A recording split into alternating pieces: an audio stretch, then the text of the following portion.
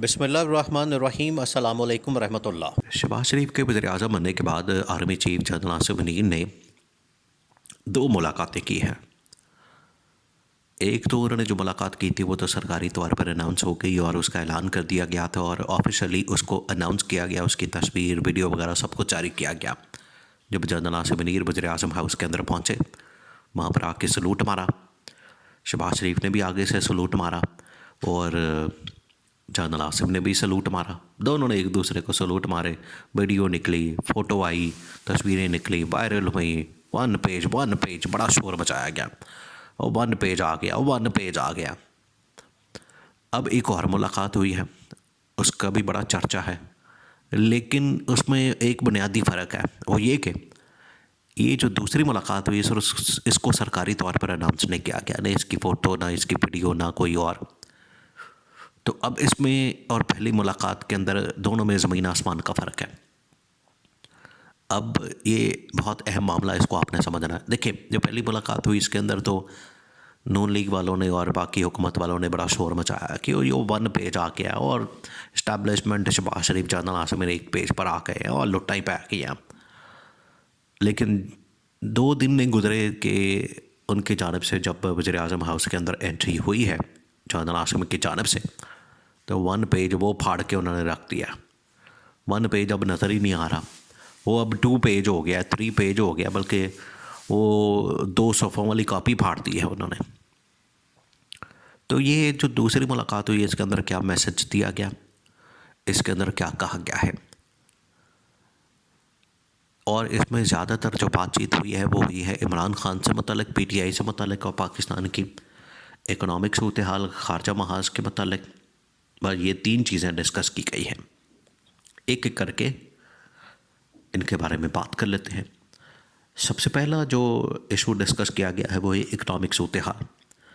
अब इसमें शहबाज शरीफ को ये बता दिया गया है कि शहबाज साहब आपकी ये रेड लाइन्स हैं, बल्कि रेड लाइन क्या, उसके लिए तो कोई लाइन नहीं है, उसके लिए तो हर लाइन है। वो तो सिर्फ आया है डमी के तौर पर, कठपुतली के तौर पर, और उसके अलावा कोई हैसियत नहीं है शहबाज शरीफ की। शहबाज शरीफ ने कहा है कि सर आप जो कहेंगे, जो आपका हुक्म होगा, जो आप मुझे कहेंगे वैसा ही उसके मुताबिक काम होगा। तो पहला जो काम इकोनॉमिक पॉलिसी के हवाले से इनको कहा गया है कि इकॉनमी को हमने बेहतर करना है और इसके लिए जो SIFC जनरल आसिफ ने कहा है कि मैंने जो बनाई हुई है स्पेशल इन्वेस्टमेंट फैसिलिटेशन काउंसिल, उसके लिए सिर्फ आपने काम करना है और ये जो अपनी आपकी आनियाँ जानियाँ और तारीफ़ें और ये सब कुछ, ये तमाशे बंद कर दें बस। ये बड़ा कैटेगोरिकली पैगाम जो है वो जनरल आसिफ मुनीर की जानिब से इस मुलाकात के अंदर शहबाज शरीफ को कन्वे किया गया। सेकंड जो मामला डिस्कस किया गया है वो है ख़ारजा महाज का, यानी कि फ़ॉरेन पॉलिसी का। तो शहबाज शरीफ को बता दिया गया कि ये जो इसहाक डार को हमने फ़ॉरेन मिनिस्टर लगा दिया है, ये हमने बस खाना पूरी किया है, एक फिलर है इसहाक डार को क्या पता फ़ॉरेन पॉलिसी क्या होती है। आप इससे अंदाज़ा कर लें कि पाकिस्तान के अंदर सूरत हालात क्या बन गए हैं कि इसहाक डार जिसने सारी ज़िंदगी पहले की एज अकाउंटेंट काम करता रहा, मुंशी रहा इनका ये शरीफ ख़ानदान वालों का, उसके बाद ये बन गया फाइनेंस मिनिस्टर, उसके बाद अभी तक चला आ रहा है, फिर इनका रिश्तेदारी भी हो गई शरीफ ख़ानदान के साथ, नवाज शरीफ का समधी बन गया। तो अब वो चला गया है ख़ारजा महाज पर, यानी कि फ़ॉरेन ऑफिस में। तो फ़ॉरेन ऑफिस में वहाँ तो फ़ॉरेन जितना सारा डिपार्टमेंट है, फ़ॉरेन ऑफिस है, वहाँ तो बड़े बड़े डिप्लोमेट्स बैठे होते हैं जो कि फ़ॉरेन पॉलिसी को समझते हैं। तो एक फाइनेंस का आदमी अगर जाके उनको बताएगा कि फ़ॉरेन पॉलिसी क्या करनी है, तो जिस तरह से ये फाइनेंस उनको जाके पढ़ाएगा तो उनको फ़ॉरेन पॉलिसी वालों को तो उनको फाइनेंस का नहीं पता चलना। तो इसके पास तो फाइनेंस का नॉलेज है और उनके पास फ़ॉरेन पॉलिसी का नॉलेज है। तो आप समझ लें फिर इसमें से क्या निकलेगा, या ये क्या बात करेगा, या इसकी कितनी कमांड होगी इसहाक डार की। तो इस वजह से ये कहा गया है कि ये हमने खाना पूरी किया है, हमें दौरे दूरे कर ले, इधर उधर बस आना जो ना, दुबई वगैरह चक्कर लगा ले और किसी जगह चक्कर लगाना मारा है बस। इसके अलावा फ़ॉरेन पॉलिसी में इसका ज़ीरो किरदार है, ज़ीरो। ये एक तो दूसरी बात की गई है। जनरल आसिम मुनीर की जानिब से, इस्टेब्लिशमेंट की जानिब से शहबाज शरीफ को। और तीसरा इंतहाई अहम मामला वो है पाकिस्तान की सियासी सूरत हाल और इमरान खान से मुतल्लिक कि इमरान खान इस वक्त मौजूद है अडयाला जेल के अंदर और कैदोबंद की सोबतें काट रहा है, पाबंद सलासल है, मसलसल जेल का सामना कर रहा है और मुश्किलात का सामना कर रहा है, लेकिन इसके बावजूद ढटा हुआ है। तो शहबाज शरीफ को कहा गया है कि आपने पॉलिटिकली सियासी तौर पर इसको मैनेज करना, हैंडल करना।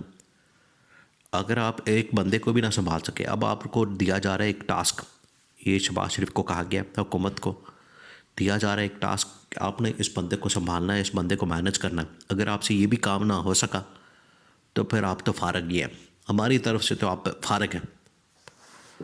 तो शहबाज शरीफ को पता है इस बात का कि इस बंदे को संभालना कितना मुश्किल काम है, क्योंकि जब ये PDM पार्ट 1 बना था तो उस वक्त भी इमरान खान को संभालने की जब बात होती थी तो पूरी PDM, ये शहबाज शरीफ तो एक आदमी है, 15 जमातें मिल के जनरल बाजवा के गोडे गिट्टे पकड़ के बैठे होते थे कि ये हमारी इमरान खान से जान छुड़ाएं।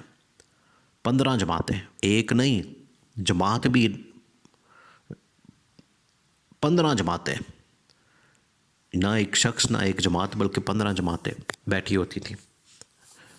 अब शहबाज शरीफ को अगर कहा जाए कि, और उसमें भी सिर्फ नून लीग के इमरान खान का मुकाबला करना है, तो इमरान खान का मुकाबला करना तो नून लीग के बस की बात नहीं, शहबाज शरीफ के बस की बात नहीं।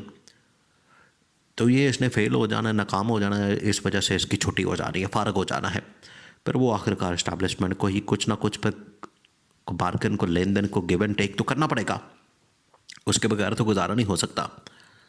तो अब सूरत हाल ये हो गई है और ये मैसेज जो है वो खुफिया तरीके से इस खुफिया मुलाकात के अंदर, जो सेकंड मुलाकात हुई है, इसके अंदर जनरल आसिफ ने शहबाज शरीफ को बता दिया कि मामला ये है और बंदे के पुत्र की तरह आपने काम करना है, जो आपको कहा जाए आनिया जानिया बस आप जारी रखें, लोगों को ड्रामा फिल्म चला के रखें, बाकी जो चीज़ें वो हमने खुद ही करनी है, मुल्क चलाना है, फॉरेन पॉलिसी चलानी है, इकोनॉमिक पॉलिसी चलानी है, इंटीरियर पॉलिसी चलानी है, उसके ऊपर बंदे भी हमने अपने लगा दिए हैं।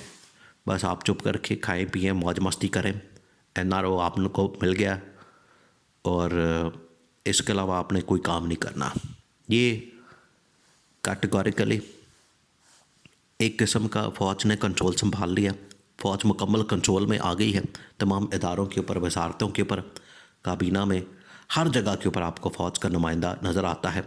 तो ये बराह रास्त या इनडायरेक्ट बिलवास्ता फ़ौज का ही कंट्रोल है।